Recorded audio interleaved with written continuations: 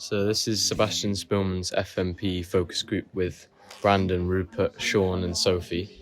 So for my FMP, one of my first ideas was a sort of investigative documentary on how the music industry's changed and how it's geared more towards electronic music and industry-specific music that works for adverts rather than guitar bands. And one of my main things is how guitar bands, CDs, vinyls are all going out of fashion, and I want to investigate why. I feel like that's coming more back into fashion as well. So you could talk about that. Yeah, I want to investigate why it's a bit more harder to get into the industry now as a band. I want to look at things like how record companies, they don't have as much power or influence in the industry anymore. You could do about live music venues. Yeah. Because it's I haven't seen as much about that, because I always see stuff about the record labels are bad, and they are, but it's a lot of the reason that bands can't support themselves is because there's no venues, because people don't go out and watch music anymore. So one of my main things I was going to say is when people go out, they want to go to a club or have a DJ or someone. Not many people, other than specific core fans, go out to see a band. They'll travel far to see them. Most people just want a local event, and they don't really care about the music as long as it's got that one beat. And another thing is how electronic nowadays, even the most complicated instrumentals can now be remade on software, just like that. So it's taking away the skill a bit. So I'm thinking of, even though I'm investigating this topic, I'm thinking of doing it by following a band of their everyday, let's say across the span of 3 weeks. So I'd follow them to rehearsals in the studio time, their live shows, and then I'd also interview them about how they started the band and what they're thinking of the future, whether they think this guitar band's dying and harder to make it is affecting them.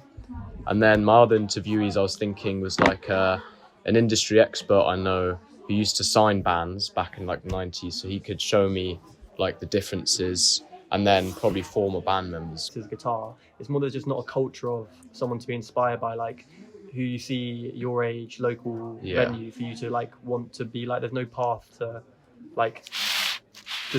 to seeing yourself do it. So people just don't start playing because it's not a thing you see. When my dad was younger, there were bands playing all the time, and obviously I play, I'm lucky because I don't play in a band, and I think that actually makes it easier because I can play I play weddings and venues and stuff like that. But when you're playing with a band, it's there's nowhere for you to play until you're big, and it's the thing is, it's labels, you shouldn't sign with a label anyway, but labels won't sign you until you have TikTok followers, and it's just it's just a bunch of weird, it's you don't get to do it. The labels take no risk because they'll only sign you when you're successful and then take creative control away from you.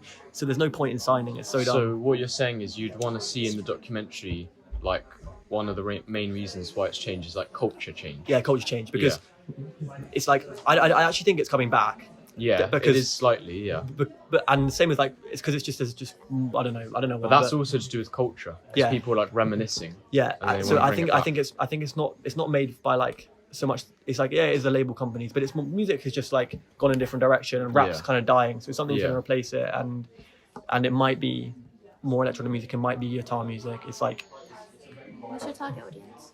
Target audience probably be, I'd say. It's difficult to say because on one hand I want to target 16 to 25-year-olds because that's the people who are coming through and will be the future. But then again, the people that would understand this topic would be 40-plus-year-olds, older people who experienced it. The teenagers who'd be interested in it would be interested in those bands. So I think you can make it for both of them. It's it's a similar, I guess it's a similar vibe to I don't know, an Oasis documentary where it's kind of so it's kind of so you're it's if you're interested in the topic, it's gonna be interesting no matter what, because it's not really there's no difference. I just said keep it, don't make it raw, overly, make it a bit more serious than maybe you would for a teenage thing, but because older people will be watching it, but also the people who watch this kind of stuff, they watch documentaries on bands, and it's like they'll understand what it is. So do you guys think it's a good idea to go in the direction of following a band? Yeah, I really like that. That's smart. You could ask where the band want to get to, since obviously Sean made the good point that people, if you get signed by people, then they'll just take control of your creativity. Yeah. You could ask them, like, if they get to that stage, do they want that? Do they want to just be their own people and get big and not have someone to be in control of them? Yeah. You can ask them what their plan is. Yeah. And I reckon they'll just either say TikTok or no idea, because that's the only. Because at the moment, like, my inspiration came from like filming the open mic nights, because then they came on, played a bit, everyone enjoyed it. But then you think of that is sort of the only free way you can put out your music, really. Yeah. Because then if you want to produce a song, to get it actually either on CD or on Apple Music is crazy. It takes a lot. It's a long process. It's just hard. Yeah, it's hard. Yeah, it's hard. Especially if I'm building a studio right now. Oh, yeah. Especially if you're paying for a studio time, it's a nightmare. Yeah, one of my main things, studio time as well. Yeah, it's so and rehearsal space is like, because I've played in bands like since I was younger, and I'll never be in a band with someone where you're paying for studio spaces. So it's just awful. It's like I'll just play, like, we literally play outside, but instead of drums we have like a cajon or something, because there's no point paying for studio time. There's literally no point, because you're only in there for 2 hours. The first 2 hours you're just hanging out, and then the second, it's like you play for half an hour. It's so dumb. And I think something you should definitely focus on